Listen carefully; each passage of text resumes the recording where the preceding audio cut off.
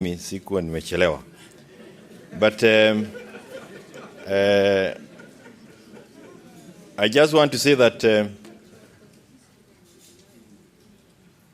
this NADICO thing that we have been talking about, remember it was born out of maandamano, and KKK should never take it like it was a gift to us or it was they were doing us a favor. It is not a favor that they are doing to us, and where we have gotten as members of parliament, tafadhali mjue ya kwamba tumefika pahali ya kwamba you are now our last point of defense. We tried it in all those sittings, and if you members of parliament crack, if you are not able to give a pushback, then we will have a serious problem. Because NADICO was not a ceasefire process, and it was not a benevolent act or an act of mercy by the KKK government.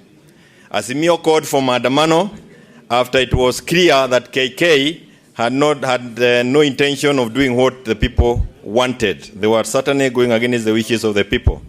The cost of living has continued going up, and the KK has also embarked on a process of undermining multi-party democracy. Parliament, without doubt, was held hostage, and it became an executive rubber stamp. As a result of which, we called for maandamano as Azimio. Lives were lost, the nation was sick, and this gave birth to the NADICO process that we have. And the bills that have been given to us are with us. I don't need to go through them. But this forum was very important for us because, as I said, parliamentarians, you must take very keen interest in the bills that are before us. Parliament is our last line of defense. Kenya has been through these processes before. I'm trying to be very loud so that the member of the county assembly can also hear. Kenya has gone through these processes before, where the government uses the law to perpetuate themselves to power. Remember, we have heard them saying that they would want to use the process that is before us to ensure that, or to try and get William Ruto a termless term in office.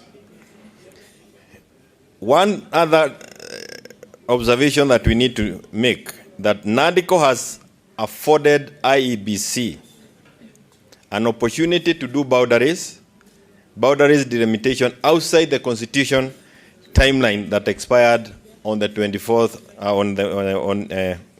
in March 2024.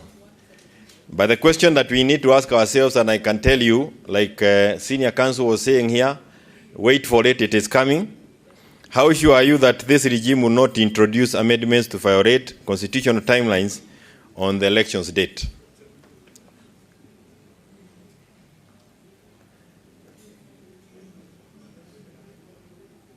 Colleague members of parliament, tafadhali nawaomba, umukienda kitanda kulala na hii watu ya KK,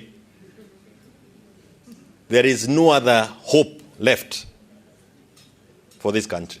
The very true hope that is left is this widow of NADICO.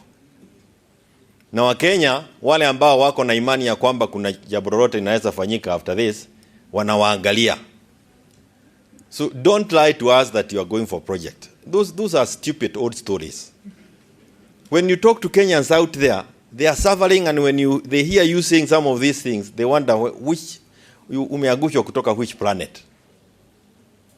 Na ndio naona sisi watu ambao wanakaa karibu na mlima, because how is it that we had 32 members of parliament?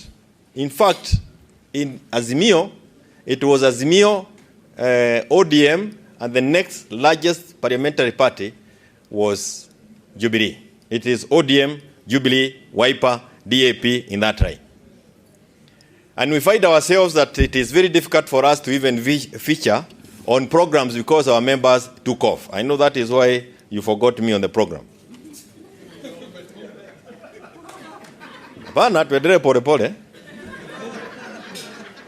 We are not able to feature in Azimio Na wale wengine wakisema they are shareholders there, everybody can see that they are actually also strangers in government, in that regime.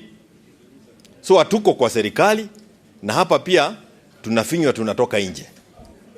Lakini sio kwa ubaya, is because of bad manners by those people who are elected into parliament with a Jubilee ticket. And we have a whole region of Mount Kenya region that is not in government by their own definition. Unaweza angalia, they are actually inviting themselves to this Limuru thing kwa sababu kule kumewaka joto, they have no stay. Na hapa pia tunajaribu kuona vile tutakaa. Kwa hivyo Friday, this is what has informed us and I want to tell you